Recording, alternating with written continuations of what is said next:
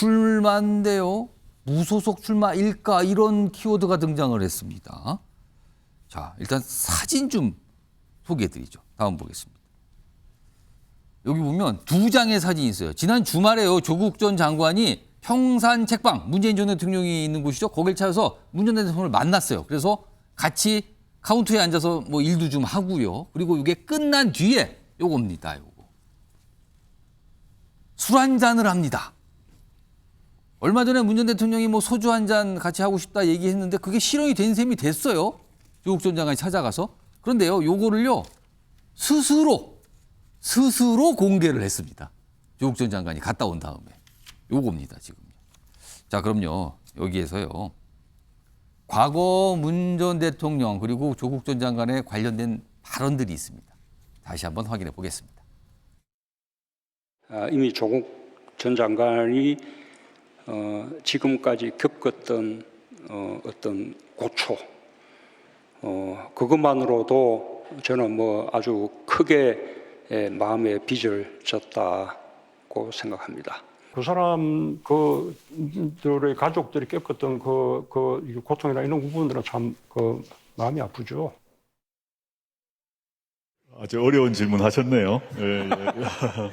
개인적으로 밉지 않느냐, 서운하지 않느냐 이런 말씀하셨는데 저는 문 대통령님을 모셨던 수석 보좌관으로서 이에 대해서는 답을 하지 않는 게 맞다고 생각합니다. 네. 그동안 조국 전 장관, 문 전 대통령을 과연 어떻게 바라보고 있을까? 이게 사실 명확하지 않았어요. 그런데요, 주말 동안에 평산 책방을 찾아가서 같이 뭐 시간을 보내고 술 한잔하고 뭐 저녁도 같이 먹은 셈이 됐죠.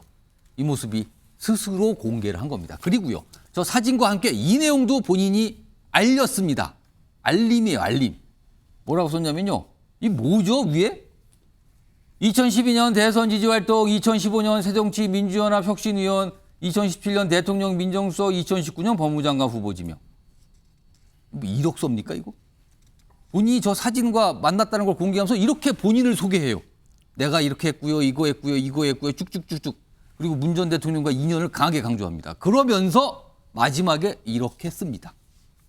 지도도 나침반도 없는 길 없는 길을 걸어가겠다. 이 뭐죠? 길 없는 길. 이렇게 강조합니다. 자, 우선 신성범 전 의원님. 이 길 없는 길은 조금 이렇게 나중에 두고요. 요 위에 이거요. 이게 본인의 SNS에 사진과 함께 이렇게 올린 거거든요. 이걸 사실 문장으로 썼어요. 이걸 요약을 이렇게 하는 건데 내용을 보면은요. 문 전 대통령을 만난 것과 함께 본인의 과거에 거의 이력서 수준의 내용을 써놨거든요. 이건 뭐라고 보이십니까? 요 다음에 나오는 건 그러니까 문재인 정부의 업적이 폄하되고 역진으로 갔다. 역진. 아, 거꾸로 간다는 거꾸로 간다는 이야기 있잖아요. 그러니까 나야말로 문재인 정부의 처음부터 끝까지 함께 한 사람으로서 지금 윤석열 정부에 이거는 못 보겠다. 따라서 나는 길 없는 길, 정치를 하겠다. 출마하겠다는 의사를 저는 정확히 밝힌 거로 해석을 해요. 근데 궁금한 거는요. 이건 알겠어요. 뭐 본인의 무슨 이력을 이렇게 자세히 적어놓고 길 없는 길을 걸어갔다. 예를 들어서 본인이 어떤 정치적으로 뭔가 활동을 해보겠다는 거는 나는 앞으로 나의 길을 만들어 가겠다라든가. 근데 길이 없는 길. 그 앞에 길이 없는 거하고 뒤에 길은 뭡니까 이거는? 저 길 없는 길이 사실은 저 돌아가신 최인호 작가의 소설이었어요. 소설. 이게 경허라는 어떤 구한말의 선임을 쓴 소설인데 거기에 멋진 말이 많이 나와요. 예. 길 없는 길. 제목도 길 없는 길이래요. 그래서 뭐 콧구멍 없는 소 이런 이야기. 뭐냐면 자유자재로 살아가는 한 사람의 인생을 표현하는 방법인데 예. 제가 보기에는 그게 뭐 길 없는 길. 그러니까 지금 민주당이냐 아니냐는 따지지 않고 예. 지도도 나침반도 지금 안 보인다. 내가 민주당으로 나갈 수도 있고 무소로 나갈 수 있는데 어찌됐건 그 길은 가겠다라는 표시이고 제가 보기에는 문재인 대통령하고 상의를 했을 거예요. 그럼 문재인 대통령이 그럼 이재명 대표가 있는데 공천은 어떻게 될 것 같은데 공천 안 따지고 저는 무조건 한번 가보겠습니다. 나중에 정치 환경이 바뀌면 길이 생길 수도 있겠죠라고 저는 문답이 이렇게 왔다 갔을 오갔을 가능성이 높다고 봐요. 그러니까 길 없는 길이라 하면 지금은 모른다. 무소속이 될지 민주당이 될지. 하지만 나는 출발하겠다는 의사표시. 뛰어들겠다. 네. 그래서 오늘 정치권 대부분 인사들은요. 아, 이쯤 얘기하면 이거는 나온다는 거네. 이런 반응들을 보였거든요. 관련된 목소리가 있습니다. 들어보겠습니다. 네, 출마할 수 있다고 생각을 하고, 예. 사실은 뭐 이게 어제 오늘의 일은 아니고요. 네. 조국 전 장관에게 주변에 있는 많은 분들이 출마를 권유하기 시작한 건 좀 됐습니다. 제일 큰 전제 조건은 민주당과 무관하게 독자적으로 나간다라고 하는 게 선결 조건이 거의 모든 사람들의 공통된 의견입니다. 조국 전 장관이 평산 책방에서 문재인 전 대통령을 만나고 길 없는 길을 가겠다며 사실상 출마 선언을 했습니다. 민주당이 제발로 다시 조국의 강에 빠지겠다는데 말릴 이유가 없습니다. 대환영입니다. 다만 길 없는 길의 종착지는 감옥입니다.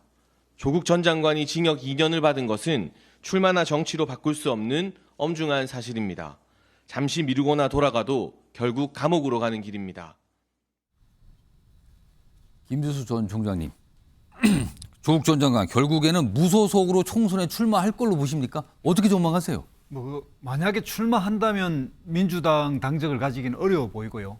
항상 무소속일 가능성이 많고 본인이 표현하고 있는 길 없는 길도 그런 상징하고 있다고 보고요. 예. 지금 현재 저런 강폭 행보를 통해서 여러 가능성을 열어놓고 여론의 추이와 또 그 가능성을 계속 타진하려고 하는 생각을 가지고 있을 거라고 봅니다. 예.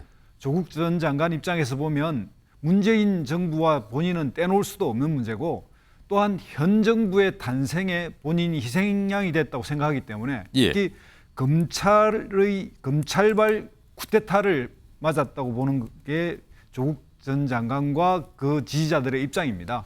그래서 그 명예 회복을 하려면 정치적으로밖에 회복할 수 없다라고 예. 그런 생각이 들 수밖에 없는 거고 정치는 본인이 개척해 나가는 부분이 50%일지 모르지만 또 상대에 의해서 길이 열리기도 하기 때문에 예. 현 윤석열 대통령이 정치를 잘하고 또 정당성을 획득했다면 조국 전 장관에게 기회가 없겠죠. 그러나 현 정부가 계속 지지율이 하락하면 정치를 못한다. 그리고 모든 이 과정이 정치 초보자 대통령이 가져온 결과다. 이런 심판의 어떤 순간이 온다면 조국 전 장관이 부활하지 못할 이유도 없다. 이렇게 생각이 듭니다. 김 전 총장님, 그러면은 만약에 조국 전 장관이 총선에 나선다면 이거는 민주당, 그러니까 무소속으로 나선다면 민주당의 득입니까, 독입니까? 일단 현재로는 흐르는 뭐 민심이나 이 관련은 뭐 조금 독이 가깝죠. 대체로 민주당이 가지고 있는 이미지의 내로남불 이런 것이 조국 전 장관으로부터 왔기 때문에 그런데 예. 시간은 모든 것을 다 변화시킵니다. 상황도 모든 것을 다 변화시키고 지금 현재 그런 인식조차도 결국은 시간이 지나면서 약 예. 1년 남아있는 이 시점에서 어떤 방식으로 바뀔지 모르는 거고 예. 또한 조국 전 장관이 꼭 민주당의 어떤 도움을 받아서 출마한다든가 이런 형식이 아닌 자기만의 어떤 길을 간다면 그 부분에 대해서도 결국 그 지역 유권자나 국민들이 바라보는 시각은 달라질 수 있다. 그 가능성을 열어놓고 본인의 이런 미래를 설계하고 있는 거 아닌가 이렇게 생각이 듭니다. 뭐 모릅니다. 본인이 뭐 길 없는 길을 가겠다라고 딱 얘기했지만 그걸 총선 출마로 정치권은 해석을 하고 있거든요. 그리고요. 지금 서울 관악구에 거주하고 있는 것으로 알려져 있죠. 원래 이제 강남 쪽에 있었다가 글로 잠깐 뭐 이사를 갔다 그러는데 그래서 근데 총선에서 관악에서 출마하려나 보다. 뭐 이런 얘기까지 나오고 있는 겁니다. 그러나 뭐 아직 정확한 거야 본인만이 알고 있겠죠. 옆에서는 여러 가지 얘기들을 하고 있고 또 이렇게 건너 듣고 뭐 이런 상황입니다. 지금요. 자, 이런 가운데요. 일단 뭐 이건 지켜봐야 되는 문제 같고요. 그런데요. 다음 화면 좀 보겠습니다. 조국 전 장관하고 문재인 전 대통령이 술자리를 가졌는데 또 뭐가 예상치 못한 게 주목을 받고 있어요. 이겁니다, 지금. 이 술자리에 술병이 하나 나왔어요. 술병. 여기 보세요. 이 술병. 이거 좀 크게 볼까요? 여기 보면 술병에 봉황 무늬가 그려져 있죠. 이거 청와대 상징이잖아요. 그리고요, 뭔가 글씨로 뭐 이름 같은 게 쓰여 있기도 해요. 근데 이거를 갖고 이게 사진이 공개되자 많은 분들이 이게 뭐지 하고 뭐 알아보신 분들이 많은가 봐요. 그래서 결국 나온 게 이거예요. 이 술은 2020년 청와대 추석 선물인 담양 댄잎술이더라, 이게. 그리고 여기 보면 문재인 전 대통령하고 김정은 주사 이름이 이렇게 들어가 있는 이 술이었던 거예요. 당시에 대통령실에서 각계각층에 선물했던 그 술. 이게 등장한 겁니다. 자, 이걸 가지고요. 이게 논란이더군요, 전혁진 변호사. 네네. 이거 어떻게 보십니까, 이게? 뭐 저런 것까지 참 찾는다니 이걸까지 보신 분들이 있더라고요, 이런 것까지. 정말로 이제 네티즌들의 눈이 무섭다, 아주 예. 날카롭다 그 생각이 드는데요. 대통령 기록물법이 있어요. 오. 그 대통령 기록물이라고 하면 사람들이 대통령이 생산한 기록물 문서인가 보다라고 생각을 하는데 공사는 무슨 서류인가 보다 이렇게 생각을 하죠. 그런데 거기 2조에 정의 규정이 있거든요. 어떻게 규정이 되어 있냐면 대통령이 직무 수행과 관련해서 생산한 물품을 포함하도록 되어 있어요. 그러니까 저게 사소해 보여도 저거는 대통령 기록물이에요. 그다음에 거기 그 또 14조에 어떻게 규정하고 있냐면요. 예. 누구든지 전직 대통령 포함입니다. 예. 무단으로 대통령 기록물을 저런 물건을 함부로 유출하면 안 된다 이렇게 되어 있어요. 아. 그다음에 만약에 그렇게 유출했을 경우에 누구든지니까 뭐 전직 대통령은 뭐 뺀다 이런 게 없고 오. 누구든지니까 만약에 그렇게 했을 때는 7년 이하 징역 2천만 원 이하 벌금이에요. 예. 그러니까 이걸 만약에 진짜 뭐 제가 봤을 때 뭐 경찰에서 이런 것까지 그 뭐 이렇게 문제 삼거나 그렇지는 않을 것 같긴 한데 예. 법대로 하자라고 하면 7년 이하 징역 2천만 원 이하 벌금에 처해질 수 있는 행위를 한 것이 아닌가 저는 법대로 하자면 도대체 이 술이 어떻게 해서 여기 나오게 된 거가 이걸 따져본다는 거죠. 그러면. 저 수술이 대통령 기록물이라는 거고요. 오. 그다음에 이 대통령 기록물의 소유권은 그 법 3조에 따르면은 국가에 있도록 돼 있다고요. 저거는 문재인 대통령의 개인 소유권이 될 수가 없는 겁니다. 아, 그래서 풍산개도 국가기록물이라고 하는 겁니까? 맞습니다. 그래서 풍산개는 선물 받은 거고 저거는 대통령이 생산한 거고 아. 그렇기 때문에 저것도 문제가 될 수가 있는데 뭐 저런 부분들까지 생각 안 하고 이제 저 사진을 누가 찍었는지 모르겠지만 조국 전 장관이 대통령 만났고 옛날에 우리가 마시던 술을 갖다가 이렇게 일부러 저렇게 보이게끔 그러니까 일부러 이거를 이쪽에 잘 보이라고 앞에다 놓은 걸까? 이게 너무나 선명하게 보이잖아요. 그러니까 이게 이걸 갖다 보니까. 거꾸로 해놨으면 저게 무슨 술인지도 몰랐을 텐데. 그렇죠. 뒤로 놨으면 이게 무슨 술일까라고 그냥 지나갔겠죠. 그러니까 일부러 저렇게 했는데 따져보면 저렇게 법적으로 문제가 되는 그 행위를 한 거고 예. 다른 걸 다 떠나가지고 문재인 대통령은 공사의 관념이 조금 부족하신 분 아닌가 저는 그런 생각을 하지 않을 수가 없습니다. 뭐 지난번에 책방도 그렇고 이런저런 일들이 너무너무 많은 것 같아요. 그러니까 이 술이 선물을 주고 남은 그 술인가 아니면 조국 전 장관이 선물을 자기가 받은 걸 갖고 온 건가? 이건 모르겠어요 지금요. 아무튼 이런 것까지 지금 약간 많은 분들이 이거 대통령 선물 술이네요. 뭐 이렇게까지 얘기를 하고 있어서 또 소개도 되고 있어요. 그리고 이런 것도 또 찾아내신 분들이 있더군요. 이 술이에요, 그 술이 이렇게 하면서 또 세트로 있습니다. 여기 보면 정기랑 교수님께는요, 뭐 이게 아니고요. 아무튼 이런 거를 조국 전 장관 스스로 다 사진을 하고 글로 다 공개를 했거든요. 이건 의도가 있는 거잖아요, 분명히. 그렇죠. 북콘서트, 이사, 그다음에 문재인 전 대통령과의 만남. 조국 전 장관은 다 계획이 있었구나. 라고 하는 것을 실감나게 하는 행보이고요. 그럼 그 계획에 이런 것도 다 들어가 있다. 저는 충분히 그 개연성을 배제할 수 그 없다. 술병의 봉황문의도 공개되는 것도 다 계획이 있었다. 저는 저 술병도 조국 전 장관이 가지고 갔을 수도 있겠다. 아마도. 이런 생각도 해보고요. 자, 그럼에도 불구하고 제가 하고 싶은 얘기는 조국 전 장관이 스스로 얘기했듯이 지도도 없고 나침반도 없으면요, 그냥 집에서 쉬는 게 좋다. 왜 어려운 힘든 길을 나서려고 하느냐. 지금 조국 전 장관은요, 염치 없고 명분 없는 생각을 하고 있다고 저는 봐요. 제가 여러 지지자들로부터 비판은 받을 수 있겠지만 항소심이 진행 중인 사람입니다. 그리고 문재인 정권, 결국 문재인 정부에 대한 심판이 윤석열 정권을 탄생시킨 겁니다. 문재인 정부의 핵심 실세였습니다. 예. 그럼 이 윤석열 정권이 지금 국민 지지율 30% 중반대에 머물고 있고 많은 사람들로부터 민주주의가 위협받고 있다는 평가를 받고 있습니다. 예. 정말 그러면 조국 전 장관은 문재인 대통령 못지않게 윤석열 정권을 탄생시킨 어찌 보면 죄인의 심정입니다. 국민들 앞에, 지지자들 앞에 진정으로 반성하고 성찰하는 모습이 우선이지, 예. 보이지도 않는 길을 찾아내려고 하는 것이 저는 우선은 아니다라는 게 제 생각입니다. 예, 신성범 전 의원님. 지금 조국 씨의 행보를 두고 민주당의 공천을 신청 안 할 것이다, 내지는 민주당에서도 다른 지역에 미치는 영향 때문에 중도층에 대한 부담감 때문에 공천을 안 줄 것이라는 걸 기정사실로 이야기하는데, 저는 좀 오늘 예. 지금 본회의장에서 벌어진 사태를 보면서 민주당의 생각이 달라질 여지가 크다. 지금 민주당은 조금이라도 도움이 된다면, 다시 말하면 시간이 지나면 모든 상황은 바뀔 수 있다고 판단하는 저 보여요. 그래서 지금은 조국이 별로 도움이 안 될 것 같지만, 예. 어느 순간에 내년 2월쯤, 1월, 2월쯤 조국을 어디에 공천 줘도 해볼 만하다고 판단한다면 제가 보기에는 그 선택을 할 것 같고, 조국 전수도 받아들일 것 같다. 무슨 말이냐? 이번에 의원들 하는 행태를 보십시오. 그러니까 지금은 뭐랄까 제3자인 일반 국민의 눈이 중요한 게 아니라 윤석열 정부와의 대치 국면에서 어떻게 하면 이기느냐 이 대목만 본다고요. 그러니까 윤석열 정부의 지지율, 대통령의 지지율이 좀 떨어지면 오늘 같은 일이 벌어지는 거고 떨어지게 되면 조국도 과감하게 투입할 것이다 라고 보여져요. 저는. 모르겠습니다. 이게 어떻게 흘러가는 건지 뭐 시간이 지나면 알 수 있지만 그런데요. 조국 전 장관의 저런 모습이 나오자 그 앞서서 또 등장했던 다른 쪽의 인물이 있었어요. 우병우 전 민정수석. 같이 거론하시는 분들이 올 꽤 있더군요. 그 목소리부터 들어보겠습니다. 나갈 마음이 거의 100%를 넘어 200%인 것 같고 그러니까 이른바 문정부에 있는 그 든든한 지지를 바탕으로 총선 출마를 위한 디딤돌을 하나씩 놓고 있는 것은 아닌가 생각이 됩니다. 그럼 이건 1000%예요. 왜냐하면 조국 장관은 그래도 길 없는 길이라 그랬고 그 길이 뭐 출마도 있고 아니면 뭐 다른 길도 있는데 이거는 출마하라 그랬고 국가라 그랬으니까 당연히 이거는 무조건 출마인데. 이건 1000%예요? 이건 1000%도 넘어요. 무슨 당선하기는 둘 다 됩니다. 당선될 지역에 나가서 하니까 당선될 지역에 나갈 거니까 될 거다. 그러니까 지금 보면은요. 우병우 전 수석도 100% 나온다.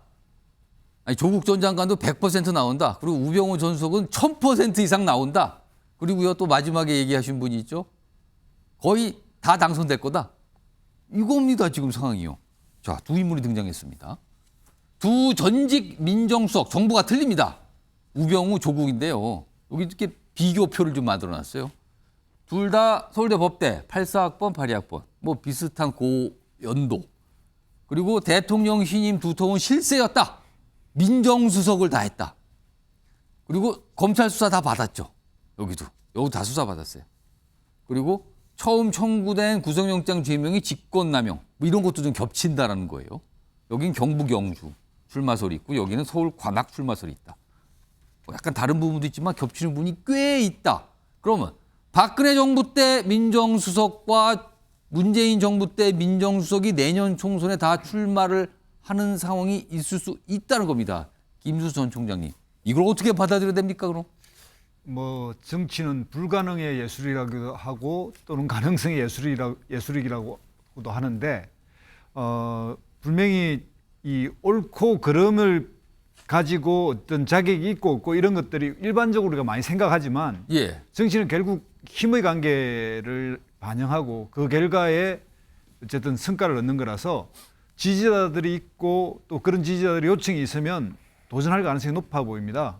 둘 다 강력한 지지 세력을 가지고 있죠. 우병우 수석도 보니까 태극기 부대라든지 이런 지지가 높고 또 조국 전 민정수석도 마찬가지로 지금 지지자들이 한 부분을 차지하고 있는데 이런 경우에 뭐 평행이론이라 그러나요? 그런 것처럼 둘 다 가능성이 높아 보이고 둘 다 나올 가능성이 높아 보이는데 이 정치가 흘러가는 방식에서 현재 이런 사람들이 거론되고 이런 가능성을 여는 이유는 현재 정치가 굉장히 뭔가 문제가 있기 때문에 그렇습니다. 그러니까 이게 정상적으로 흘러가서 정치가 뭔가 제도와 뭐 상식적 정치가 진행된다면 왜 저런 분들이 뭐 흔히 말하는 흘러간 물들이 나오려고 하겠습니까? 지금이 뭔가 비정상이니까 그리고 뭔가의 규칙이 안 맞으니까 변칙과 이렇게 이런 것들이 가능한 행태가 되는 거고요. 결국 그래서 뭐 내년까지 좀 두고 봐야 하지만 현재의 정치를 협치나 이런 거 없이 완전 대결 정치로 끌고 가고 있기 때문에 대결에서 이길 수 있다면 모든 자원은 동원된다. 그런 측면에서 가능성을 열어놓고 봐야 되지 않나 생각이 듭니다. 정기환 교수님은 이 두 인물이 다 출마해서 그리고 마지막에 조원진 대표의 경우는 다 당선될 것 같다 지역구 나와서 동의하십니까? 그 전망이? 현실적 전망은 두 사람 다 당선될 가능성을 배제할 수 없겠죠. 그러나 기본적으로 출마는 그 두 사람의 개인적 자유이겠습니다만 아니, 어떻게 된 게 선출직 국회의원이 범법자들의 뭐 일단 명예회복의 장으로 변질됐습니까? 따지고 보면 그렇잖아요. 그렇게 된다는 거네요. 우병우 수석만 하더라도 국정농단의 주역 중에 한 사람입니다. 물론 윤석열 정부에서 사면복권을 받았다고 하지만 자, 그다음에 조국 수석 또한 지금 항소심이 진행 중인 범법자 신분입니다. 이런 사람들이 어떻게 다들 명예회복했다고 국회의원 총선에 출마한다? 저는 국민 정서가 결코 용납하지 않을 거라고 봅니다. 그런 의미에서 현실적인 당선 여부를 떠나서 예. 출마 자체가 명분 없는 짓이고 국민들로부터 심판받아야 될 저는 행태라고 저는 생각하는 겁니다. 자, 그러니까 많은 분들이 이제 고민을 하는 거죠. 어떻게 된 거지, 우리 정치가? 이렇게 가는 게 맞는가? 아닌가? 뭐 이런 고민을 하게 돼요.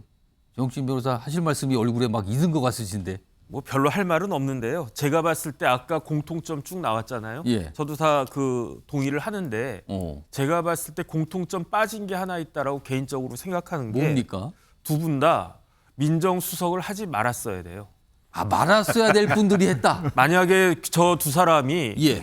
그 민정수석을 하지 않았으면 한 명은 변호사로 김앤장 능가하는 그 역할을 하고 있었을 거고 한 명은 서울대 법대 교수로 뭐 서울대 총장을 했을 수도 있고 어쨌든 지금 뭐 대통령 후보가 됐을 수도 있고 그랬을 거란 말이죠. 그걸 안 했다면. 그러니까 민정수석을 하지 말았어야 됐는데 해서 지금 이 사단이 났는데 예. 제가 봤을 때 두 분 중에 한 분이라도 뭐 두 분 다, 두 사람 다 공천받으면 당선될 확률은 99%라고 생각을 하고요. 무소속으로 영주에 나가도 우병우 수석은 될 가능성이 높다고 보고 무소속으로 조국 교수가 그 관악구에 나가도 될 확률이 상당히 높다라고 보는데 예. 제가 봤을 때 만약에 저렇게 해서 정치를 두 사람이 시작을 한다. 예. 뒤끝이 과연 좋을까? 별로 좋지 않을 것 같다는 생각이 드는데 그런데 내 문제가 되면 그런 게 보이지가 않겠죠. 어떤 그 판단을 할지는 지켜봐야 될 것 같습니다. 사실 두 인물과 관련된 표현이 이른바 탄핵의 강, 조국의 강 아니었습니까? 근데 그 강, 뭐 사라지고 말랐다는 거 아니었습니까? 근데 아직 안 말란 건가요? 홍수가 들어왔나요? 다시 떠오르는 것 같습니다, 지금요. 그 두 강이요. 아무튼 지켜보겠습니다. 어떻게 되는지요. 뭐 많은 분들이 관심 있게 보고 있는 건 분명해 보입니다.